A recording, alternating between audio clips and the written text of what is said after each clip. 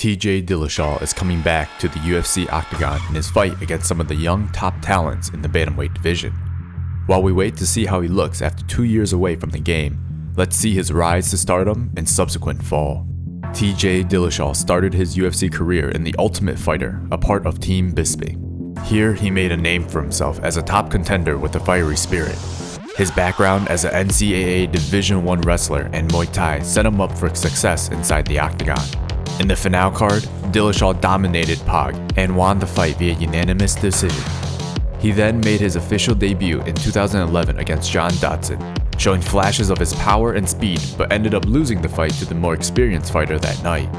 The years after, in 2012, we see Dillashaw really blossom into a star, going on an impressive 8-1 win streak from 2012 until 2016. His first bantamweight reign came on 2014 during his fight against Renan Barao.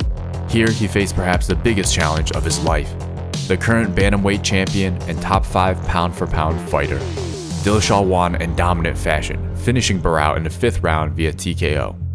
Joe Rogan even said at that time that this was the greatest performance he has ever seen, saying, "It's one of the most spectacular performances I have ever seen against a guy in Barao, who is easily one of the best pound-for-pound fighters in the planet." A rematch took place a year later with Dillashaw coming on top again, a TKO in the 5th round and retaining his title. His first reign ended with a loss to another dominant fighter in the bantamweight division in Dominic Cruz. He relinquished the title with a split decision loss.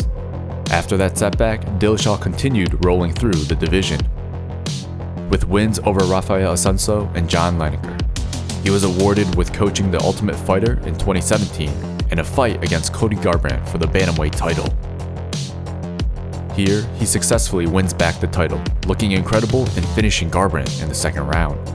After a rematch and another TKO against Garbrandt, he was set up for his super fight against Henry Cejudo in 2019.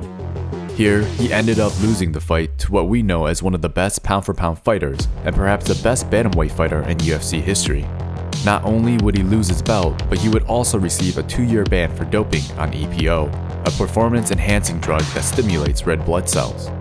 He apologizes on Instagram in his decision and acknowledges the errors in his ways, feeling especially sorry for his fans, friends, and coaches that all believed in him. Now he's back against one of the top fighters in the division in Cory Sandhagen.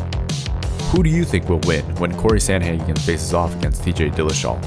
And how good do you think he'll look after 2 years off?